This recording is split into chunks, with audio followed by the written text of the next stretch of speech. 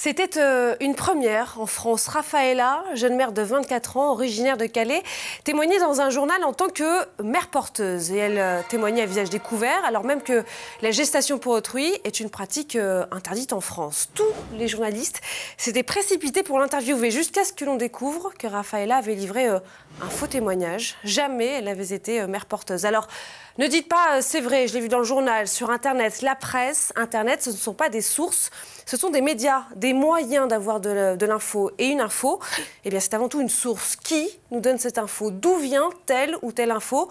C'est ça la première chose que nous devons regarder. En faisant un parallèle un peu osé, l'info, c'est un peu comme un appareil électroménager. Vous n'achèteriez pas un appareil d'une marque que vous ne connaissez pas. Ou alors vous essayeriez d'en savoir un peu plus sur son produit. Eh bien, l'info, c'est pareil. Je dois me poser un certain nombre de questions. Sur quel support est-ce que je lis l'information? Je la lis sur une tablette ou dans un journal? Je la regarde à la télé ou est-ce que je l'entends à la radio? Quelle est la marque de ce média? Est-ce qu'ils citent leur source? Et si je n'arrive pas à identifier cette marque, est-ce que l'auteur est cité? L'adresse du site est-elle identifiable? Enfin, est-ce que cette info est donnée par d'autres médias?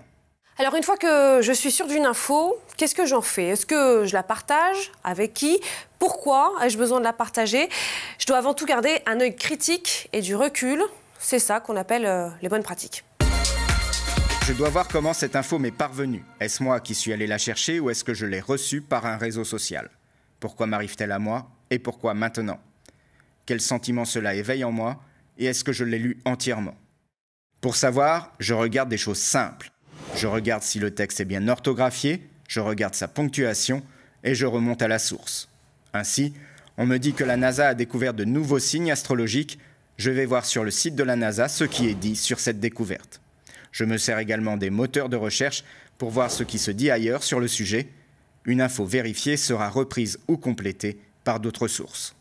Devant une nouvelle info, nous devons donc être vigilants, garder un esprit critique et surtout voir d'où elle vient.